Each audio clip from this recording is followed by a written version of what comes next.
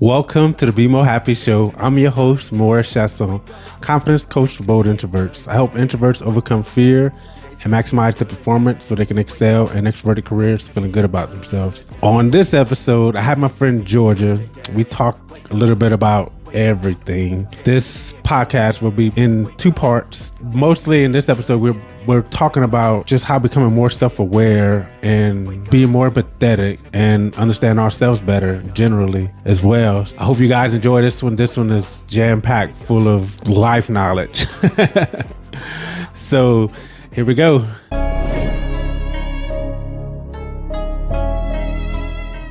I was saying, like, as a kid, I was around a lot of adults because they would always be like, oh, you're so mature for your age. And now that I'm a parent, I understand that even if a child is so mature for their age, they shouldn't be involved in adult conversation and you should watch what you say around them. But back then, nobody thought like that. So I got to hang out with my mom and her friends all the time who were going through life-changing adult things, and I'd pick up on it and be like, okay, I don't want to be like this. Okay, I do admire this. I don't like this. And I would kind of listen to them give each other advice, even if it was advice that they wouldn't listen to themselves. I would kind of pick up on it, like, how you'll be giving advice to someone, but it's still something you're working on and you should also take your own advice. Absolutely, 100%. And so I think growing up, tidbits like that kind of sunk in.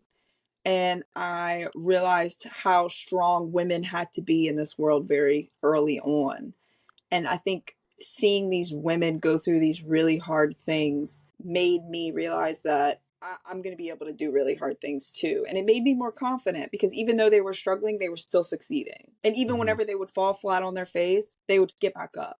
Like, one of my mom's friends lost a kid, and it's like, you don't think they're ever going to come back from that. And then you get to see them kind of grieve through it. And the same thing with my grandparents. My uncle died when I was in third grade, and I had to watch them kind of grieve him and go through it. And I got to watch how they process it and dealt with it. And so I got exposure to being able to push through things very early on. And that made me more confident and made me kind of realize how short life is, how small this world is very early on. Like my grandma always told me, like, people are constantly dealing with bad things.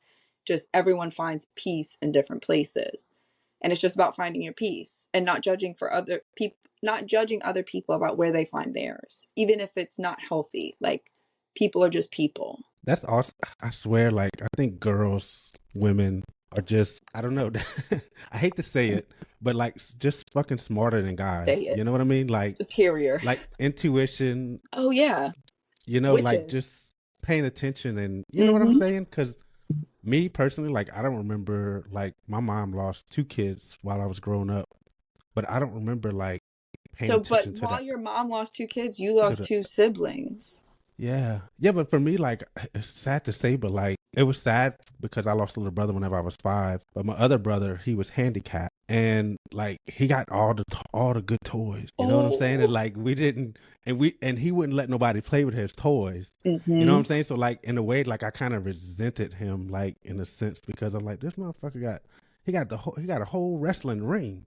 Yeah. You know what I'm saying? I just want a fucking wrestling man. But he got wrestling men and wrestling ring. But I don't know. I guess my mom showed more love to him for some reason. I guess maybe they knew that he was going to die at a young age. Yeah, probably because she knew she was going to get limited time with him. Yeah, I guess so. And I didn't even look at it that way. I mean, there were 6 of us. As a kid, I think I wouldn't beat yourself up about it. As a kid, that's normal. You just see another person getting more attention from the person who's supposed to think the world revolves around you. Yeah. So it's hard to realize at an early age that the world revolves around someone else who's got the same environment. But at the time, you couldn't see that he had a lot more setbacks than you. I don't know. I just don't remember being smart enough to look at the grieving process of my mom through that time, though. You know what I mean? Yeah. But now that I think about it, like, that's why my mom drank a lot. You know what I mean? Like, my mom drank a lot. I don't know. I was a fucking little baby alcoholic too, but my aunts put the nipple on the little pony beers back in the days, and I go to sleep.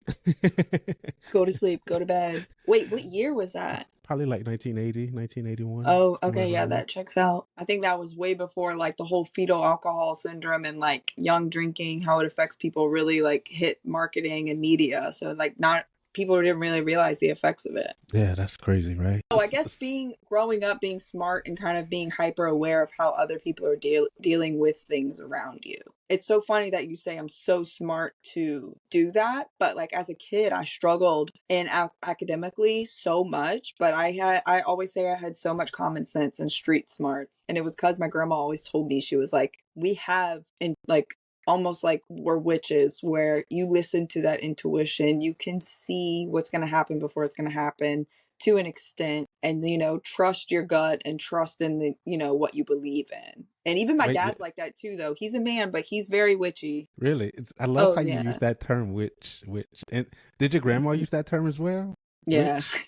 Really? Dude, I think that's so cool because usually, like, like witches are frowned upon. You know what I mean? Like, Well, yeah, I do know what you mean, because she was very Catholic, but she believed in that we have like this sixth sense sort of thing. And I've even brought it up to my sister-in-law, like, we're witches. And she's like, don't say the word witch. We're not witches. We're sages. Like, sage is someone who, and she explained it to me a lot better than I'll ever be able to explain it because she understands it. But it was more like witches was the bad thing, where you like use spells and outside materials, but sage is like a sixth sense within you, like you're kind of more connected to the universe. And I never really believed what my grandma said about us having like a very strong intuition until I was in high school one day. And I'll never forget this day. I was in speech class, and of course my little shit self had my phone in my backpack, and all of a sudden I was like, I need to check on Pops, who's my dad's dad.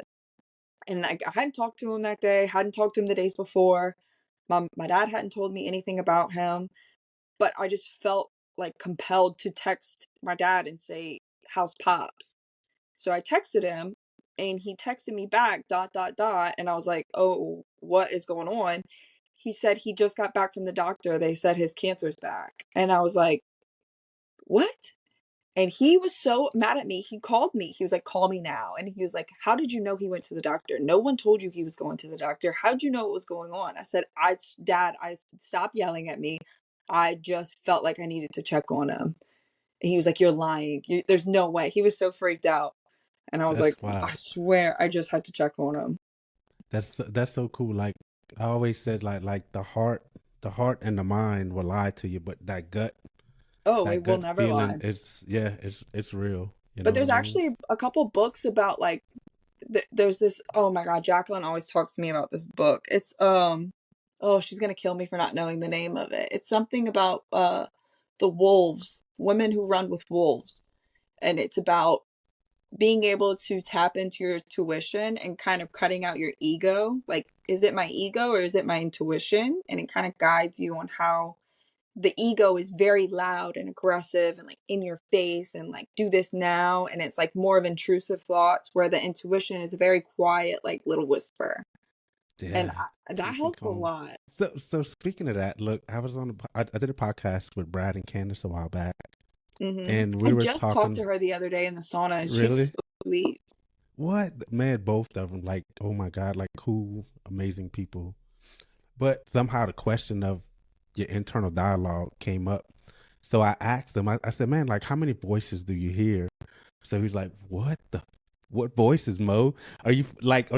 And so I busted out laughing, like, no, look, I promise you I'm not fucking crazy. And I hear like 4 or 5 voices in my head. But like, You're you know like, but that I do. there's No, three for same. me, It's so tells you the funny you say right that. thing I to feel do, like I have three too. Yeah, it's at me 3, yes. Because like But there's like he's sometimes where like even on social media I'll be scrolling something, and if that ego voice is at the forefront, I'll be hating on the most petty shit in my head, like why would they do, like judging, and then the second one will come in and be like, that is so like out of pocket, please stop. And then the third one will be like, okay, why did we feel that way towards that, and like evaluate it, you yeah, know? That's so that's so funny you cool. say that. You know Can what I you mean? remember whenever you realized that you had those internal monologues? Like, can you remember when that happened? It was Or just a has it couple always years been like ago. that? It's only been a couple years ago, to be honest with you. Yes. I told And like you Jacqueline one said, day, after I realized what my ego was, I remember calling her one time and being like, I want to go back to sleep. I don't like being aware of this anymore. Like, I don't want You to be want to go back woke. to sleep? Yeah, I don't want to be I like woke how you say anymore. that. This was so much easier to just be a naive bitch and like not be self-aware of what I'm doing. Like I've been So conscious true. of other people and how my actions affect other people, but to be conscious of my own thoughts and why I think the way that I think within the first year of doing it was so exhausting because it felt like it was mostly fueled by guilt until like I was able to break that guilt down, but it was exhausting feeling guilty all the time for the way that I thought, and I wanted to just love me again and just be me. But I didn't want to be that person who's like, that's just how I am. Like, I don't ever want to be like that again because I used to. And it's That that's exhausting. that's so awesome. That's part of that growth journey that I think people are scared to embark on, because Yeah. they I don't think that like want, with working out, you know. breaking down my ego made me be like, why do I hate it so much? Why am I holding myself back? What is Yeah. keeping me here in this place that I am supposedly miserable in? And I and love then how you, and then it's like man. once you go through it and you change those habits, you go back and you self-reflect like, okay, but why was I miserable there? Like it wasn't that bad. It's just this Yeah. constant back and forth. It's Yeah. exhausting. But it's not like I think that's why we connect is because you're like it's easier to talk to people who are self-aware when you're self-aware versus people who aren't self-aware and you feel like you can't really say Oh, what you want to say. yeah, or even ask questions Yeah. because you ask them a question and it's almost like antagonizing in a sense because they Yeah. they they feel attacked in a Mm-hmm. slight way because like they're like what the fuck, like they don't know how to answer it because Because like it's a worked deep, up in a dark thought sense. that they had in their brain and they probably asked a similar question one time and someone shamed it out of them. Yeah, that's so true. It's Just so an opinion. true. Like I feel like anytime anyone feels like they're being attacked, there's just some shame behind it somewhere from Yep. someone. Could have been a kid, a Shame. teacher, a parent, something, or Yep. themselves, Shame or media. yep. That's so true. That's all where it stems from. It's crazy. Even with like binge eating and stuff, people are like, I had a question the other day about this girl recently lost a lot of weight and she dealt with binge eating and she recently went through an episode where she did. And I don't know if you are aware of what binge eating is or if your followers are, but it's basically whenever your brain just kind of turns off and you no longer feel that hunger sensation. So you can eat and eat and eat and eat and eat and you don't I ever do feel that. satisfied. I do that shit all the time. That's You don't feel satisfied. look. I ate nine bags of hot fries the other night. 9 little Yeah. bags. I was just, It's man, like this shit's you so just fucking have good. no Like, awareness of how much you're eating. And mhm. sometimes it's you don't like you'll eat say you eat 9 bags of Cheetos, then you'll eat some ice cream, then you'll eat a little bit of deli meat, then you'll eat some fruit, then you'll fix a sandwich. Like it's just there's no stopping point. Like you lose Mhm. that sense of hunger, like satiation, I guess. But I had to get on Instagram and say like you may have done really well at not dipping back into that habit, but it never goes away. Like I still deal with it. I still will have days where I'll binge eat and I'll still have a little bit of guilt like behind it the day like the next day. And then it's just to be aware of that guilt but not let it like sink me down and not Yeah, give it absolutely. control. Yeah, absolutely. And that's where like a lot of times people would self sabotage because that next day they'll feel like shit about doing that, and then like before you know it, the end of that same day they're doing it again. You know what I mean? And Oh just yeah, dude, we it's all like a fucking loop. self-sabotage. No, 100%. I think Look, that's why it's important to have people around you who you can talk to about the behaviors that you're thinking and participating and like saying, this is what I want to do, but I know that it's not going to benefit me, but my brain's telling me that it's going to bring me some kind of comfort. And they'll like check you out. For me, it's my sisters, and they'll be like, you're breaking generational trauma. Don't do that. Don't do it. We're not doing that. It's your generational trauma. Because I really do think cycles repeat themselves. Fully oh believe yeah, that. oh And like I feel 100%. like we mimic a lot of behaviors that our parents kept hidden from us because they were deep and dark, and then we do them as we reach teenagehood and adulthood without even realizing that it's just programmed in our brain.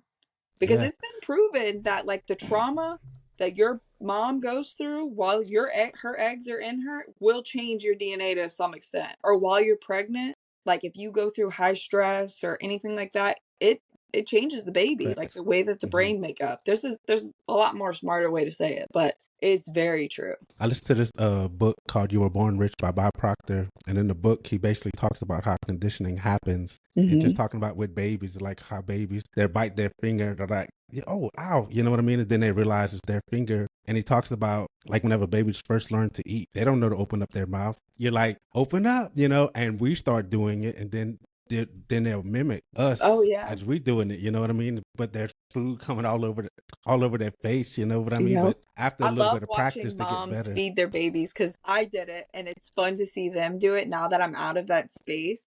But you'll go to feed them and you don't even realize that you're going like while you feed them. Right. It's It's so a funny. hard And habit to break. Sometimes I'll yeah. still give Hunter something to eat and I'm like, I'm like, girl, she knows how to eat. She's 5. But it's That's just so funny. in there. Well, actually, like doing what we're doing in the house now, like renovating it. So we're using old siding from the barn, and it looks rough. It's needs to be cleaned. It needs to be painted. And we went to one of Hunter's friend's birthday parties, and she was like, "Do you think Claire's richer than us?" And I was like, "Why?" She said, "Just do you think she has a nicer house than us?" And I said, "We're rich. Like, we're rich. We have, think of all the amazing people who love you and go out of their way to make sure that you're happy or that they get to see you be happy or just enjoy your presence." And I was like, it doesn't matter what kind of wood or what kind of house you have. Like, you're rich because you are so privileged to be able to think the way that you think, talk the way that you talk, have the experiences that you have. Like, I think my kids, they go to public school, but they're still kind of sheltered, like from a little bit of what most kids go to. Cause I try not to be like, others have it worse, blah, blah, blah, blah, blah. But Mhm. it's like, some kids don't have a mom who's going to pick them up and listen to their day, or don't have brothers who can play Barbies with them. Like, we're rich Yeah. in experience. Like, we're not broke and we're not poor, Rich but in love too, we're rich in love. Like, Mhm. and that's a hard thing to break for me. I talked about that on TikTok, like moving into this old house whenever I was previously living in a very nice house and I've grown up in a very nice house. It was hard for me. My ego was like embarrassed to have people over. What are people going to think? Like, our house is kind of falling apart. It's dirty, like whatever. It humbled the shit out of me to realize that like a home is what you make it. And you just Yeah. you're rich for the fact that, one, we don't have a freaking mortgage. Two, someone built this house with their hands to raise their family and thinking for generations I want my family to be here, and here we are doing it. Like, that is amazing. Yeah, dude. Look, it's all about perspective and how you look at it. Oh You my know what I god, mean? yeah. Like That's another that's thing about being like woken up, is realizing I've always heard put yourself in other people's shoes, oh or god, yeah, whatever, but I never really grasped it as changing my own perspective, like thinking outside of myself. Like, I could always kind of empathize with other people were going through, but like how we talked about before about not being special, like, if as long as you think that you're not special and you're no different than anyone, then it gives you an easier chance to understand their perspective of things. Not just be hmm like, "Oh, I feel bad for you," but really change your perspective to theirs. hmm Paige taught me a yeah. lot about that. I'd call her and be like, "This is what I want to say." And she's like, "Okay, well, think about what they're going through." And I'm like, "God, you didn't have to do that. It would have been a lot easier for me to just be a bitch." Come It's on, so Paige. that is so true, man. Even somebody that like robs a store or something like that. You know what I mean? Like, Oh, dude, you, wait. uh, Yes, you have to watch this show. There's this, this show called Hijack. And I thought it was just going to be a cool, like, fun action show. And these 4 people are hijacking this plane. And there's this one guy who's able to kind of get on their side and communicate with them. And at one point, one of the people are like, "Why are you helping them? Like, what are you doing?" And he's like, "You don't know how hard this must be for them to be doing this, that they feel that desperate that they have to go through with this yeah, very intense thing. Like, you don't know what they're going through at home."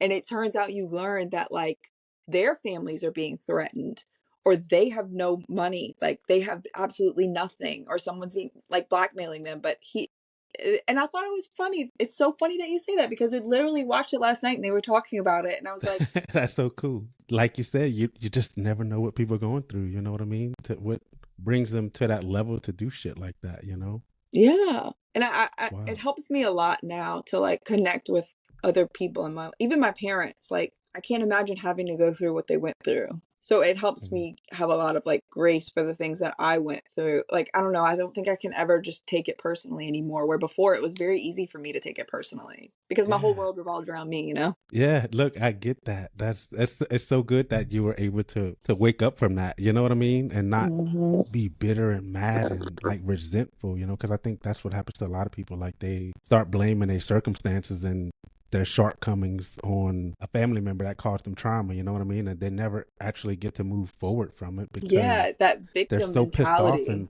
yeah. Yeah, Mhm. exactly. That's exactly what it is.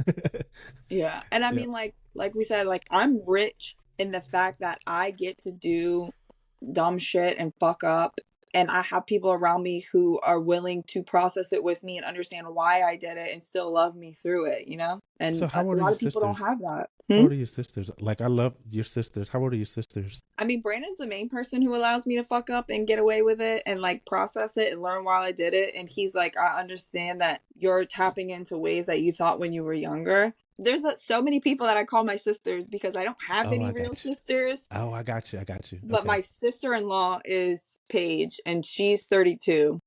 And Okay. then the Morales girls, I've been around since they lived right around the corner. And the older three took swimming lessons at my dad's house because our dads went to college together. And we clicked. We were five. Me and Jacqueline, the oldest one, she was six at the time. I was five. And we've been best friends ever since. And I stayed at her house. Her mom basically raised me. I go on all the family vacations. I go to Christmas. Uh, So Jacqueline's 31, and then Christina is 27, and then Maria is 22, and then Monica is actually turning 21 next week. that's So so they're all cool. very Like close in age. I love the younger kids these days that I've talked to are more aware, self-aware than like Oh, they have to some be. older At least people, my little which sisters is have to be crazy. because we shove it in their face. Like, hey, we're not going to be Yeah. shitty people anymore. We're going to acknowledge how we act because two of them have kids. They're all amazing. They're all great. Talking to the doctor who did it, and she was like talking about how different her two kids are. One's older and one's younger. And she was like, it's so funny because, they have the same parents. They grow up in the same house. And I said, yeah, but they didn't though, because your first one gets all of your attention. The second one gets a little bit less attention. And you're also relearning how to do things and you're doing things differently. So they really don't, no child gets the same parent ever. It's true. Even, It's even so if there's true. two of them, you get a completely different parent. Yeah, because you learn so much from the first one, you know what I mean? So you kind of have those expectations in a sense. So like you Yeah. And like act things differently, change. You have to so change the way mhm. that you parent and connect with a kid because they're not all the same. They're not extensions of you and they're not going to be identical. So you have to find ways that they communicate. So they do get different parts of you. I love that you was able to share that perspective with a doctor, Yeah, right? she really stopped and she was like, I'd never thought about that. I was like, yeah, 100%. Growing up, I would always be like, I don't want to go to school and deal with these people's bullshit. Like, it's stupid. I don't understand it. And I don't like, this isn't tailored for the things that I want to learn. Why am I doing this? And like, the people there are just awful. And he's like, look, you to live in this world, you need a high Love school it. degree, and this whole thing is a game, and you have to play the game, and you can choose not to play the game, but you don't get to complain when things are harder for you because you're going against what they need you to do. So play the game. Call them on their bullshit, but play the game. That way you can get ahead of them. He's always like, I've always thought like that. That's cool. That's And cool I that tell my like he 11-year-old that I'm like, look, you're in sixth grade. It's not cool to be smart. It's not cool to make good grades. It's cool to be a rebel and make bad grades. But after you graduate high school, you're going to go further than the people who just want it to be cool. So you have to, and if 13-year-old me could have heard myself say this, because so many times my dad would say, just play the game. And I'd say, I don't want to play the fucking game. I hate this game. And I'm sitting here telling my 11-year-old, That's play so the funny. game. Yeah. Because it was so nice that my dad, even though we butted heads, he was able to say, yes, this is all bullshit. See it for what it Hmm. is. Agree. Do with it what you like. If you want to succeed and get anywhere, that's what you got to do. Hmm. It's not a big fairy tale where everything just works out. Like, you do have to play the game. So George, do you have any like questions that you want to answer as far as your audience? I think motivation, a lot of people ask me how I keep motivation, and I wish I could hammer it into these people's brains that it comes with action. So, like telling yourself, let me go do something for 5 minutes, and then after 5 minutes, I'm not dead. I'll do 5 more minutes. That kind of thing. Learning that motivation is all bullshit and it's about self-discipline and learning how to create self-discipline. Everyone's always like, how did you become disciplined? Because I've never been a disciplined person. And for me, it's really just the second I make an excuse, I do whatever it is I'm trying to get out of immediately. You do the hardest thing first. And then that brought me motivation of like, oh, I can do this. Like, have you ever felt like that? Like, Yes, absolutely. I think that's, like you just said, that's how you build resilience and belief in your own self that you can overcome the bullshit. You know what I mean? That's those limiting beliefs that makes you think that, oh, I can't do that. I can't do it. You know what I mean? But whenever you actually start doing it and taking action, like you just said, before you know, you're like, fuck yeah, like I'm a fucking beast. You know what I mean? I'm killing this shit. You know, and it's normal and to that's like forget it again, because then your mhm, ego is going to take over and you're going to go home and think that you can't do it again. Like, you have to keep proving it to yourself. And I think that's one misconception that people have, is they think that once they do it once, it clicks and that it's easy after that and they do it forever. But like I told you earlier, I was like, I don't want to be awake anymore. I don't want to be woke. It's because you yeah. constantly have to fight your own thoughts. And I tell people that Oh, now, like, if you have a goal, it's not going to be easy, of losing weight and doing fitness. It's not going to be easy, but you just have to keep showing up even whenever you don't want to, because it just it's like, creates a habit. yeah, it's like you said on our first episode too, where you said something about like sometimes you forget who you are. You know what I Oh, mean? yeah. And like, but the more I figure, the more and more you do it, the better and better you get at it, right? No. You know, no, you still have days. Huh? That's what I was trying to tell people.